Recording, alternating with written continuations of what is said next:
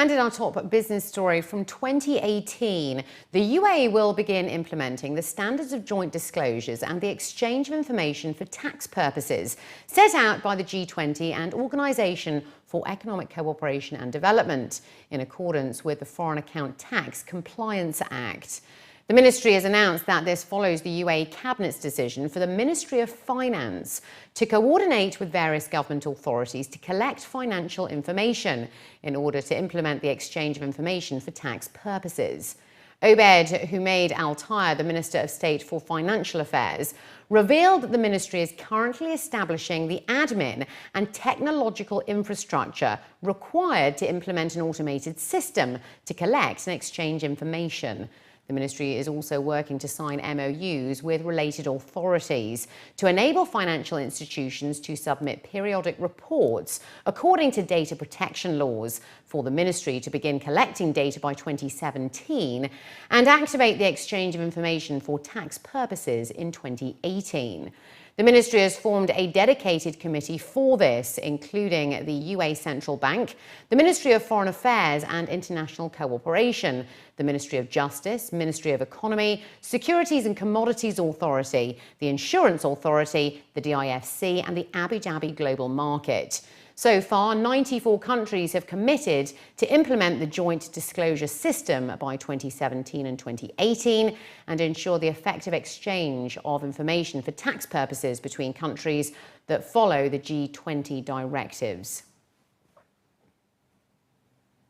Average rents over in Sharjah are still 38% cheaper than in 2008, as additional supply keeps rates from rising. That's according to the UAE Property Review Q3 2016 report from Asteco, which also shows that the Northern Emirates property market is stable. Sharjah apartment rents saw minimal changes in Q3, down by only 1%. RAC recorded a 1% rise compared to the previous quarter, while Ajman also witnessed an increase of 1%, taking prices close to their 2008 peak levels, only 9% lower. Officials stated that the stabilisation of the market was a knock-on effect, in part, to rental rates in Dubai also balancing out. As a result, there was a minimal number of relocations taking place between Dubai and the Northern Emirates. On average, new developments in Sharjah range from 20,000 to 35,000 dirhams for a studio and 45,000 dirhams to 90,000 for a three-bed. Ras Al Khaimah saw rental rates for newer buildings range from 26,000 to 40,000 dirhams for a studio and between 85 to 110,000 dirhams for a three-bedroom apartment. A rise in Ajman rental rates was attributed to the addition of better quality supply to its stock, while high-end apartments range from 22,000 to 38,000 dirhams for a studio, while three beds were available between 42,000 and 72,000 dirhams. Rental rates in Fujairah remained stable over the quarter, with new supply and rental rates typically varying from 23,000 to 28,000 dirhams for a studio and 45,000 and 60,000 for a three-bed. Dubai has been listed in the top 3 working destinations of choice for millennials. That's alongside London and New York, according to the latest report that explores changing attitudes towards wealth. Unlimited is a new platform powered by UBS, which hosted an event at the New York University campus over in Abu Dhabi with the aim of deepening public understanding of what it means to be wealthy in our changing world. During the event, UBS released findings from a new report into changing wealth aspirations among the millennial generation based in the UAE, which shows that top-earning millennials in the country are hard workers and are focused on their career. More than half, at 52%, said that they never expect to retire. That's compared to less than 23% globally. And given the option, just 3% would choose not to work at all, as compared to 15% globally. It was noted that this drive is manifested in high levels of entrepreneurialism, with 91% in the UAE likely to start their own business in the future or having already done so. Almost half, at 49%, consider the jobs market in their country to be an enabler to future wealth. That's compared to 1 in 3, or 36%, across all markets. The study concludes that businesses and economies need to address a range of issues in order to take advantage of this diverse and vibrant workforce of the future. The event speakers included Formula F1 driver David Coulthard, Lily Cole, who is a social entrepreneur, and Mo Gaudat, the VP of Innovation at Google X, as well as a pre-recorded lecture by Professor Stephen Hawking on the issue. The first question they asked was, does wealth make us rich anymore? In the intervening 6 months, they have uncovered a variety of answers, from new forms of currency to models of communal living, but the real significance was that they asked the question at all.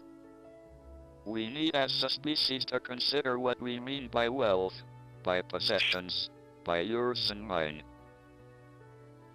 As the world shifts to a place where technology seems to hold limitless possibilities, we need a debate about what we value as societies.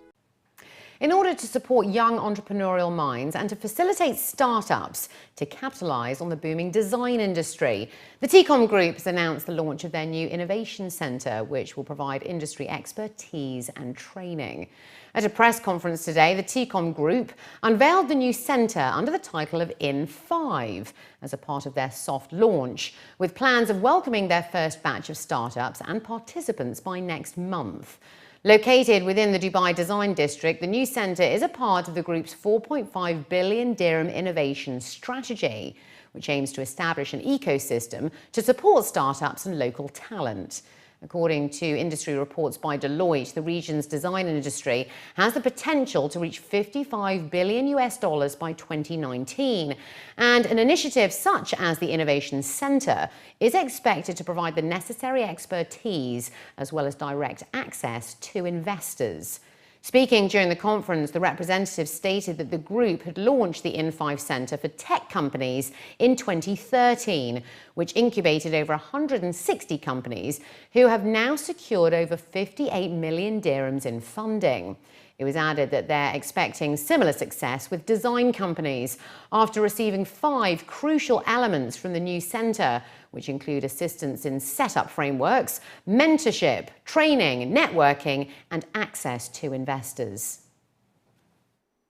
Yeah, innovation package, we estimate around the cost if you start yourself if you start with us in comparison to other traditional starting points, you're talking about between 10%, the cost that you will inherit.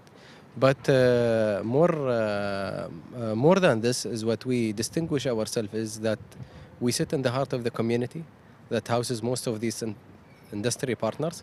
So, and that allows a lot of collaboration and activities. Unlike other business, like you said, functions, community and other incubation, which normally sits outside the real community of that industry. So we have this advantage as well. TECOM has announced when the strategy I was referring to in earlier 2015, we have said we have 4.5 billion that will go into our innovation strategy over 10 years. The incubation centers and the entrepreneurial support and startup packages with its infrastructure will be around 450 million. This project is one of this 450 million package that we have communicated back then.